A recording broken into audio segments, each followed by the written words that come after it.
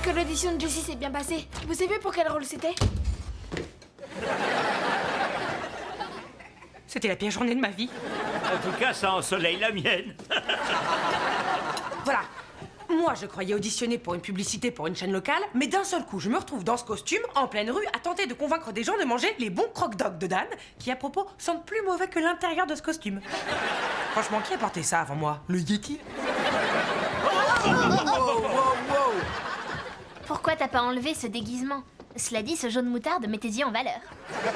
Parce que la fermeture était bloquée. Ensuite, le chauffeur de bus a refusé de me laisser monter sous prétexte qu'on ne mange pas à bord.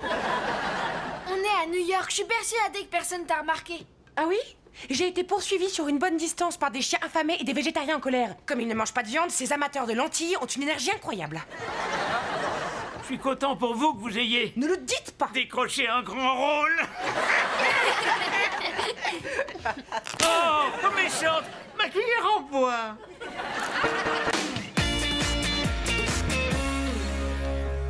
Bertrand, j'ai d'excellentes nouvelles. Super. Revenez ici ou je grille votre nouveau grille-pain de luxe. Voilà. Après cette histoire de rôle dans la publicité, j'ai compris qu'il fallait que je trouve un moyen de faire avancer ma carrière. De quelle carrière parlez-vous? Aïe. Je me suis inscrite à un concours de court-métrage, film comme l'éclair. Les concurrents n'ont que 24 heures pour écrire, tourner et jouer dans un film. Donc vous pouvez échouer 3 fois. Et vous disiez? Le film du vainqueur est projeté lors d'un prestigieux festival. Oh! Ils m'ont envoyé mon sujet. C'est l'amour. Oh, mais c'est parfait, je connais tout de l'amour. Donc vous allez faire un film d'horreur. Mon prochain tournage sera un film policier sur la disparition d'un majordome. Je vous raconte la fin, c'est la nounou qui a fait le coup. Alors, que pensez-vous de mon scénario? Soyez franc. Si vous l'avez détesté, taisez-vous. C'est captivant, Madame Tarantino. Je ne sais pas qui est ce personnage de Zuni, mais je trouve que le passage où elle termine ses devoirs à l'heure et dans la bonne humeur n'est absolument pas crédible. Dois-je considérer que je vais jouer le rôle de Duc, le grand séducteur? Je crois plutôt que c'est à moi que revient le rôle. Mais l'autre rôle masculin est celui de ta vie. Un garçon minable dont le seul ami est un pillard. Oh, en fait, je voulais dire lézard. Oh. Zuri, je te charge aussi des décors. Génial, j'ai quel budget? Rien du tout. Alors t'en auras pour ton argent.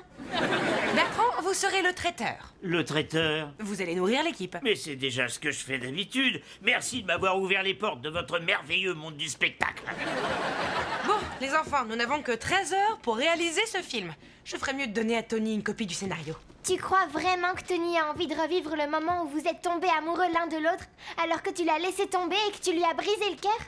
Bon, je veux pas prendre parti, mais... On s'est séparés d'un commun accord, mais t'as peut-être raison. C'est peut-être gênant de rejouer notre relation devant une caméra. C'était déjà gênant pour ceux qui ont assisté dans la vraie vie. Alors qui va jouer le rôle de Toby, le séduisant concierge dont tu tombes amoureuse? Cherche pas plus loin, je serai parfait dans le rôle. Non, ça ira, merci. Pourquoi t'engages pas Nicolas Cage? Il sait tout faire.